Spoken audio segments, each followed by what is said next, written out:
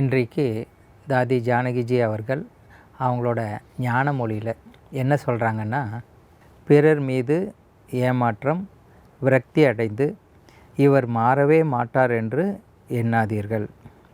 பொறுமையாக இருங்கள். பிறர் மீதான நம்பிக்கையை விட்டுவிடாதீர்கள். உண்மைதாங்க.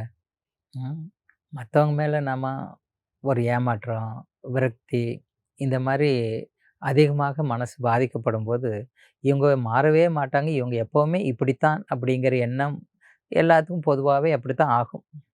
ஆனால் உண்மை என்னென்னா, என்னைக்கு நான் எனக்கு சில தடைகளோ, பிரச்சனைகளோ, சில என் மனசு குழப்பத்தில் பாதிக்கப்படும் போது தான் இந்த உணர்வே ஏற்படும். இவங்க மாற மாட்டாங்கன்னு. மற்ற நல்ல மூடு, நல்ல கண்டிஷனில் இருக்கும்போது மற்றவங்க அப்படி இருந்தால் கூட பெருசாக ஒன்றும் பாதிக்காது. அப்போ ஃபஸ்ட்டு தன் மேலே நான் எந்த ஒரு சூழ்நிலையிலும் ஏமாற்றம் அடையாமல், இல்லை நமக்கு விரக்தி அடையாமல், நமக்கு மனோநிலையை நல்லா வச்சுக்கிட்டோன்னா, ஒரு அமைதியான ஒரு சூழ்நிலை, ஒரு அன்பான மனோநிலையை நம்ம வச்சுக்கிட்டோம் அப்படின்னா, பிறர் மேலே நம்ம அப்படி கொண்டு போக மாட்டோம். இன்னொன்று, மாறவே மாட்டாங்கன்னா, உலகத்தில் மாறாததுங்கிறது எதுவுமே இல்லை. ஒருத்தர் கீழே அடிபட்டு கீழே விழுந்துடுதுன்னு வச்சுங்களேன், அவங்களுக்கு ஆஸ்பத்திரி கூட்டிகிட்டு போவோம். அதுக்காக போனோடனே ஒரு இன்ஜெக்ஷன் போட்டு உடனே எல்லாம் வந்துடாது. கொஞ்சம் கடுமையான, கொஞ்சம் அதிகமாக வலி ஏதாவது பாதிக்கப்பட்டிருக்கான்னு வச்சுங்களேன், அடிபட்டிருக்குன்னா கொஞ்ச நாள் பிடிக்கும்.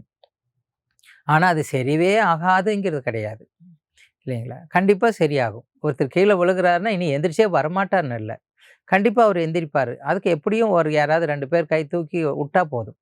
அப்போ அது மாதிரி இந்த சமயத்தில் ஒவ்வொருத்தரும் மாறுவாங்க. நம்ம இந்த உலகத்தில் மனிதர்களாகட்டும், இயற்கையாகட்டும் எல்லாமே மாற்றி அமைச்சு நல்ல உலகத்தை படைக்கிறதுக்கு தான் இந்த உலகத்தில் இப்போ பகவானோட பார்ட் ஆரம்பமாக இருக்குது.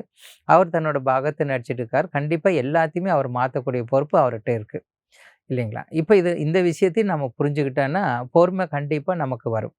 அதனால் ஃபஸ்ட்டு நம்ம விரக்தி ஆகாமல், ஏமாற்றம் அடையாமல் இருக்கணும். நான் இன்னைக்கு இல்லைன்னா நாளைக்கு நானும் மாறிடுவேங்கிற நல்ல எண்ணங்கள் தன் மேலே வைக்கணும்.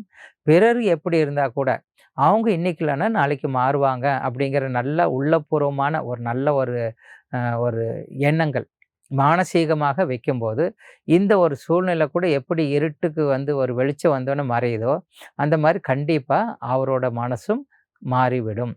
இந்த ஒரு நம்பிக்கை நம்ம எப்போவுமே வச்சிருக்கணும். அதற்கு முதல்ல கவனம் செலுத்துறது யார் மேலே? நம்ம மேலே. கரெக்டுங்களா? நன்றி.